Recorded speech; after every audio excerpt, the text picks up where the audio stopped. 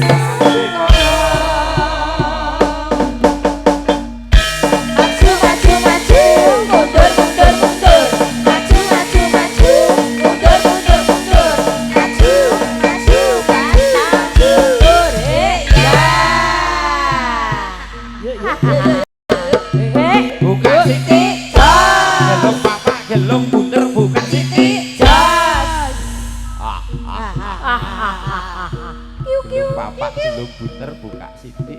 Iya, buka. Jos. Jos. Buka.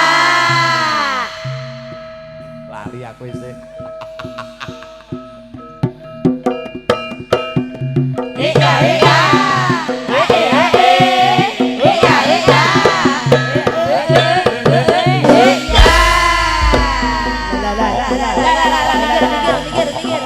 Iki lho bocahe. Opo lho wis kok bocahe. Opo iki? Nah. Dadi lu sing ngendang. Aduh. Ya le cah bagus.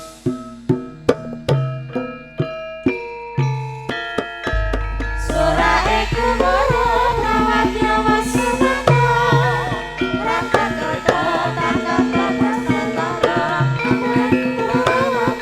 Merdeka musnah terus maju tanpa mundur kali semati kora.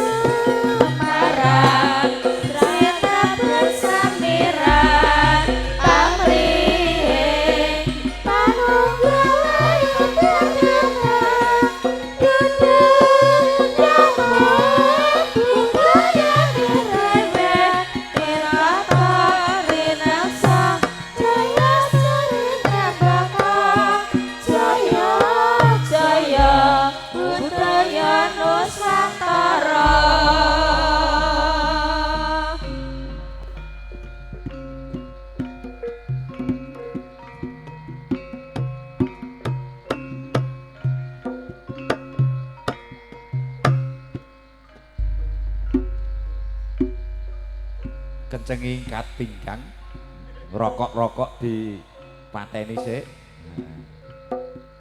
Mawantu-wantu mligi pun kunjuk para tamu para undangan patri ingkang parang rawuh. Sugeng rawuh, sugeng lenggah kanthi mardu mardikanipun penggalih.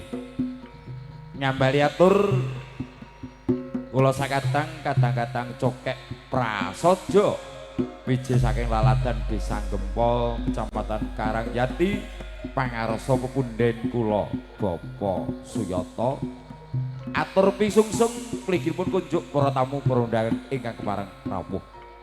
Bapile kirang nuju prana diagung ing pangaksama sesanti durga mendak kala sirna rahayu ingkang samya tinemu cokek prasaja tansah handayeng bawana nuwun.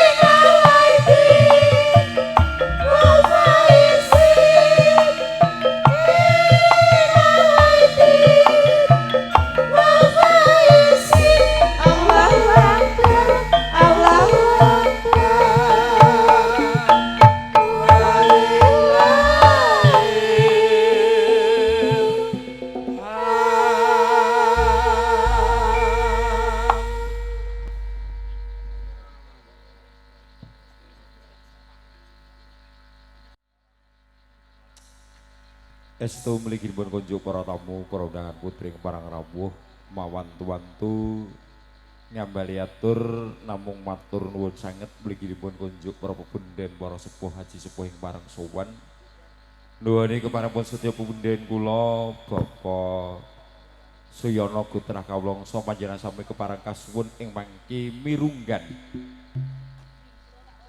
derek nyenyuwun ngersanipun Gusti Kang Merbeng dumadi anggen kepareng kasembadan tasakuran anggen kepareng netepi Darwan Perdo pepunden kula Bapak Suyono Sarimbit Ibu Misni Widyastuti kasembadan hambayang karing Kang Putra kalih Mbak Intan saha Mas Ardian mawan tuantu kalih gadal punika kepareng nyuwun nugrahanipun Gusti Kang Merbeng dumadi tasakuran ngentas pitulus kanthi manggih bagya mulya mawan tuantu kasuwun derek bubungon ngantos titi purnanipun kula sakadang kadang-kadang paguyuban seni cokek prasaja ing kepareng piniji murih regeng gayengipun anggen kepareng bubungon wonten kalenggahaning ratri nyambali atur ing parang kondur nderekaken sugeng tindak wilujeng kondur ngantos dalipun suwang-suwang manggih sekar cempaka mulya kepareng matur nuwun sanget anggen kepareng panjenengan sami nderek jurung pangestu ing pangajap pikantuk leliru ingkang satraju saking resanipun Gusti Allah Subhanahu wa taala dados amal jariyah Allahumma amin. Mawan tuantu westu kunjuk para tamu kepareng ngaturaken sugeng rawuh sugeng lenggah ngantos paripurnanipun pawiwahan monggo kula dherekaken nyuwun purbanipun Gusti ingkang murbeng dumadi ing pangajap manggih santining kamulyan jati.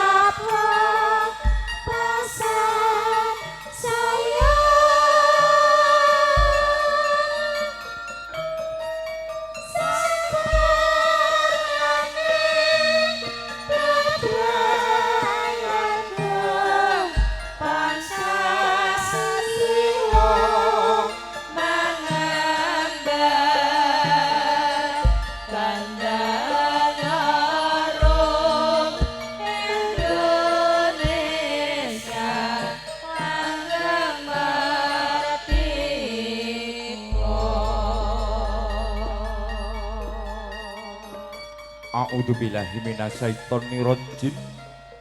Bismillahirrahmanirrahim. Assalamualaikum warahmatullahi wabarakatuh. Alhamdulillah, alhamdulillahirabbil alamin.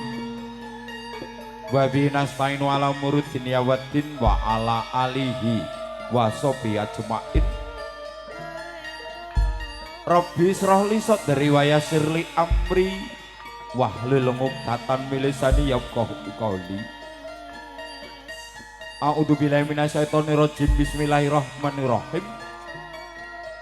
Wa min ayati an khalaqalakum min anfusikum azwaja litaskunu ilaiha wa ja'alna bainakum mawaddatan wa rahmah. Inna bidzalika la ayatil liqaumin yatafakkarun. Nuwun amit pasang palimatap bit. Dene saking ila-ila dina sinebetna ing tulak sarik dumawah ing tawang towang. Kanthi pepayung budi raharja saha ngunjukaken raos sewu syukur kunjuk kurbanipun Gusti ingkang merbeng dumadi nunggi Allah Subhanahu wa taala. Mugi kawilujengan kebagas warasan tansah kasalira kajiwa rumetah kunjuk kula dalandika sami nuwun kawula nuwun. Dumateng para ngalim, para ulama, para kiai ingkang rinten pantaraning ratri ingkang sumandhing kitab Wahyuning Ilahi ingkang kinara pangit blat panuntun panembah anjok margane kautaman ingkang dipun mulyaken Allah Subhanahu wa taala ing tansah kepareng kawula hormati para sepuji sepuh para pepunden ingkang saperangan sampun pono ing pawawas lebda ing pitutur luhur ingkang pestuti poyane kautaman ingkang dap kalingga murdaning akrami para pangembating praja satriyaning negari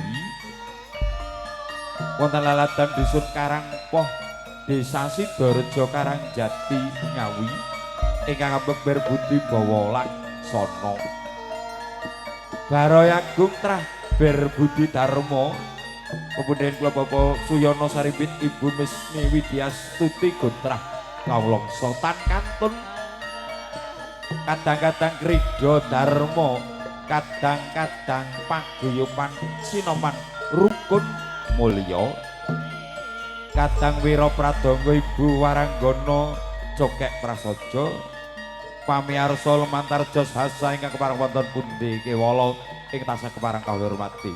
Purwakani Pawen Agung Prasaja sadherek kepareng matur ingkang langkung kathah punapa ingkang dados wigatosipun Pawen Edinun kula dherekaken manungku puja puji sesanti puja hastawa nyuwun hormatipun Gusti ingkang merbeng dumadi anggen kepareng-pareng nugraha saengga wonten kalengganing ratri kula dalika sami saged marak pangayun nuhoni undanganipun punden kula Bapak Suyono Gotrah Kawlongso kanthi manggih bagya mulya.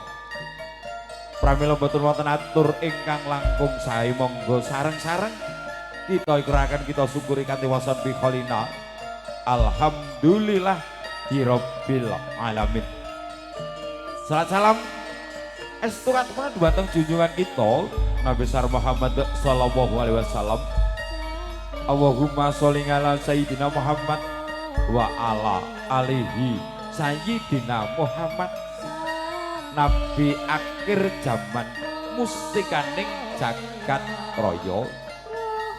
Paing saplo prapteng delahan kula dalika sami kantos sahabatipun. Amin amin ya rabbal nyalamin. Kawula pun suradi kados pengendali wara duwaraning basa talangipun kandha saking kadang-kadang paguyuban seni Cokek Prasojo prasaja nglenggono saking cublipun serapan kula sakatang anggen kepareng aturaken trap sila muno muni ngaturaken gending gegendingan samudayanipun kirang nuju prana kawula ingkang kepareng nyuwunaken pangan sapa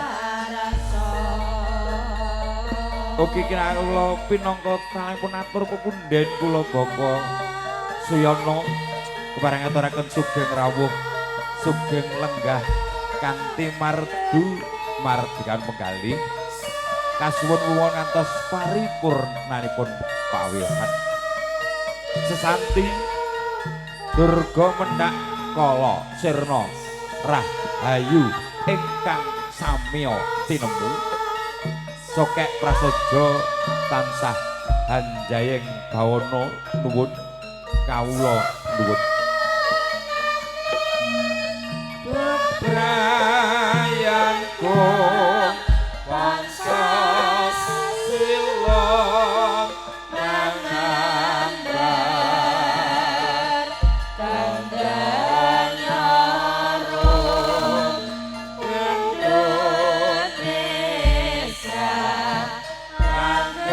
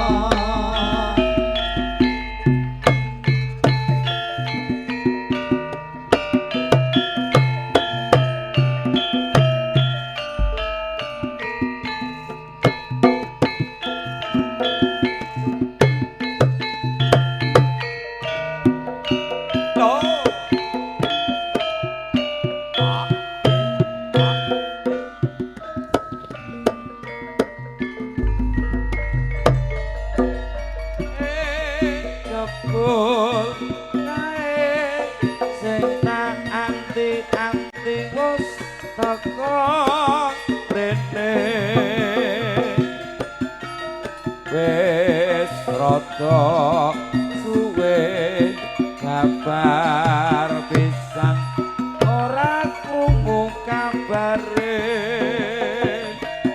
sajake rada lalen wong tansah dadi impen yen pinuju gegret lati esmea merati wis mari kangen muga-muga tansah tegen hatiku dadi tentrem amulane rokang tajem mari kangen mulat sira netra tajem jasad miko tansah marpamoring sukma sinupmaya winahya ing asepi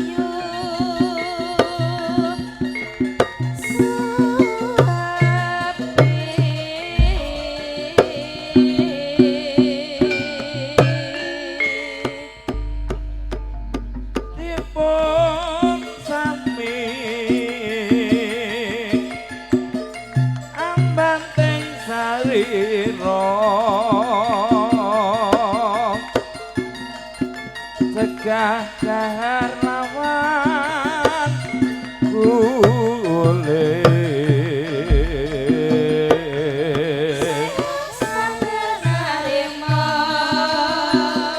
daharan ipun pun sudo nafsu kang ombro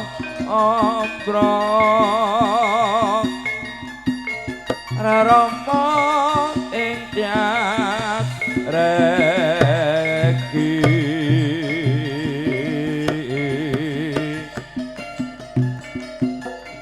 satya sabaran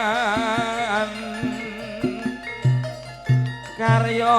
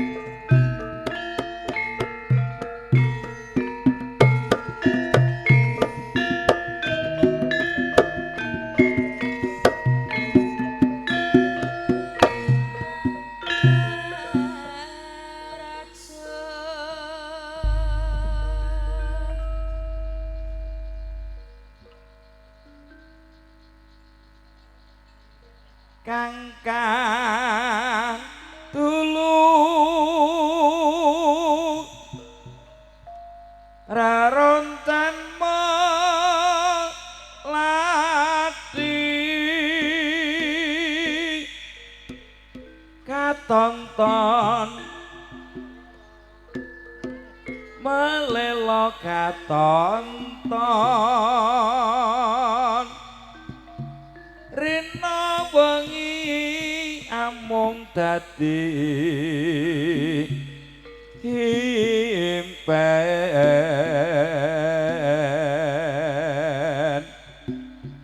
papuntone pantes digo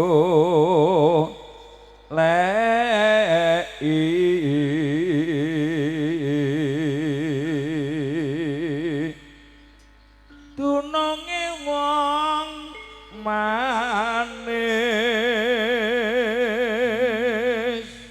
ingkang mawe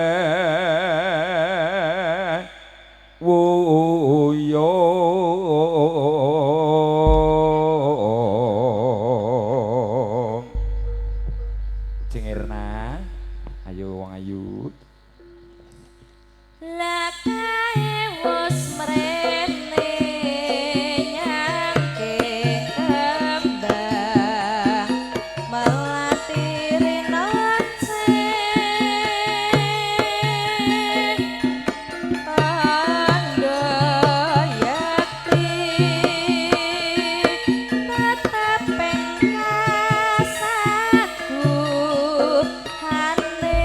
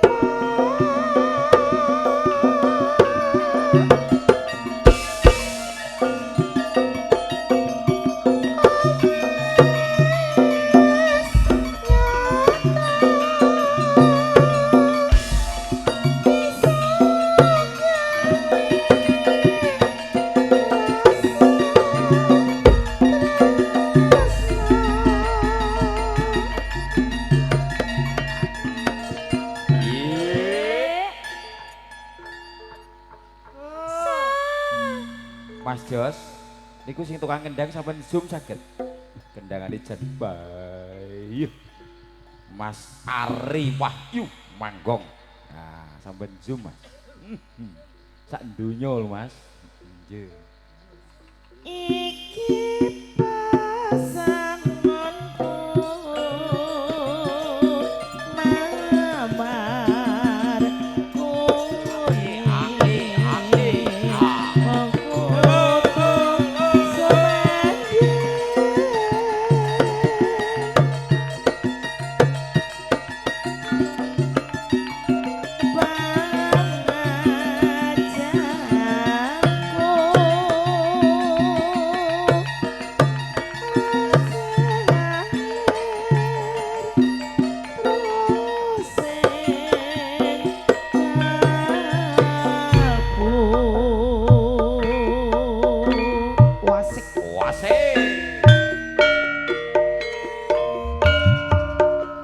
Prasaja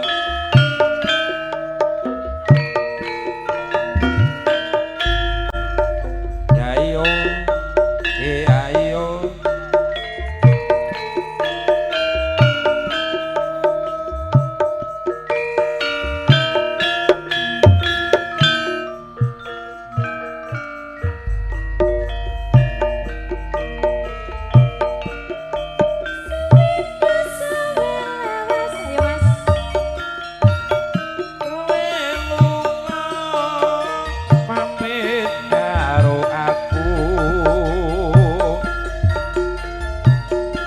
yo wong ayu pepujanku ati susah mung kangen sliramu bagus papujanku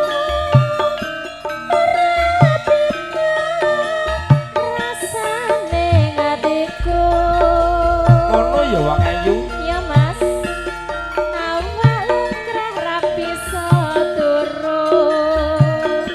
wewayanganmu ngreredu hatiku ayo yo rena wengi tak anti-anti aku tetep nunggu kowe bali tenan ya Mas ya rasa kangen ra bisa mari ya mung parmi tenan lho Mas kang bisa nambani ae aja sepalan wong bagus tresna iki ora bakal ayu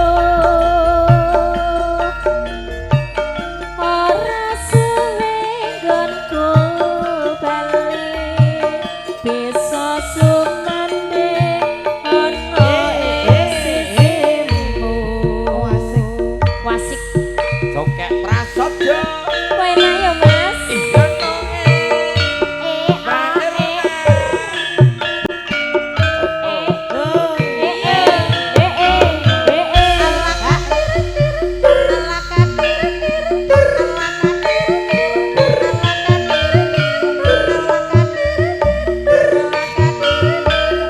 yo yo yo prasaja ayo Kang Cuki suwe lawase kowe lunga lho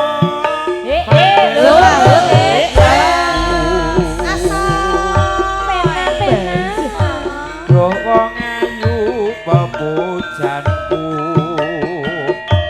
ati susah mung kangen sliramu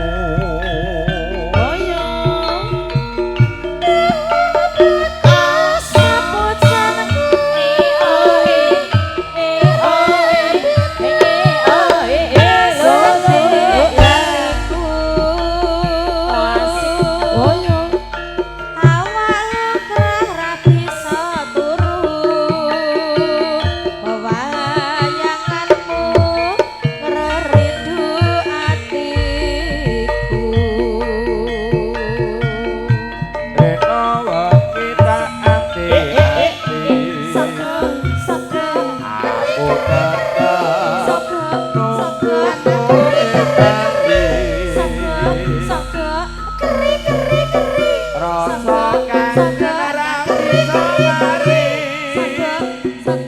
ya mung erna kang bisa nambani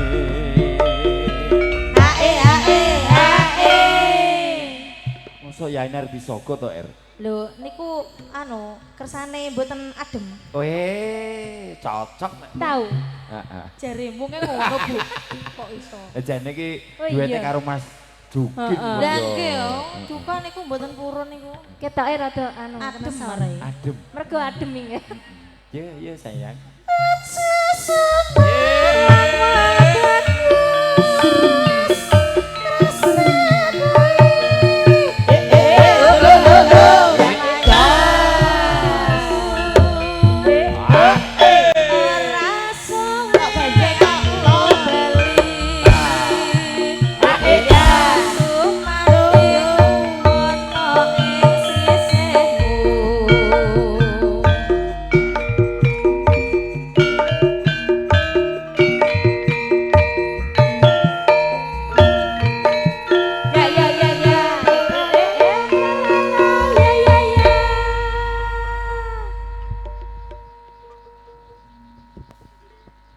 Alhamdulillah ingkang parang sowan jan sakmenten bane kamangka samudayanipun namung keparang kasuwun jurung pangestunipun anggen keparang pepunden kula Bapak Siono Sarimbit Ibu Misni Widyastuti kepareng nyuwun nugrahanipun Gusti ingkang murbeng dumadi anggen keparang netepi darmanipun werda purwa madya hingga wusana manggiha sekar cempaka mulya. Kunjuk para tamu, para undangan ingkang katemben sowan kawula ngaturaken sugeng rawuh, sugeng lenggah kanthi mardu mardikanipun penggalih. Raka Mas Silah Hadi Krama sugeng rawuh, sugeng lenggah. Lan para pepunden ingkang kepareng mboten kasebat asmanipun setunggal mbaka setunggal monggo Bapak saha Ibu ingkang sampun pikantuk punapa kewala saking kadang-kadang paguyuban Sinoman Rukun Mulya monggo dipun rahapi kadamel telas kewala kasrat wonten mriki pepunden kula Bapak Siono juraganipun gedang Pak monggo niku gedangipun dipun dahar lah gede-gede monggo Pak monggo nggih kadamel telas kewala Desa Mawacara negara Mawatata pahargyan prasaja kalengganing ratri ing mangke mbok bilih dipun wontenaken beksan prasaja niki kula wara-wara mumung tasik kepareng nembe jam 09.00 langkung sekedhik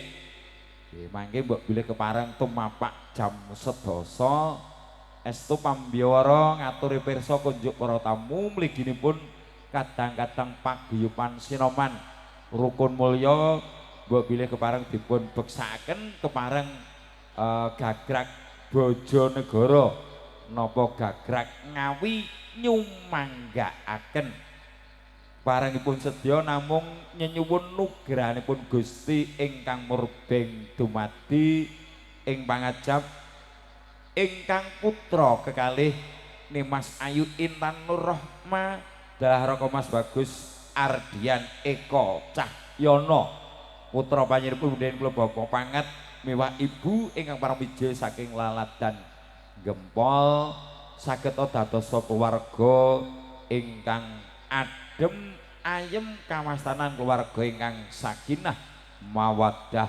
warahmah Allahumma amin.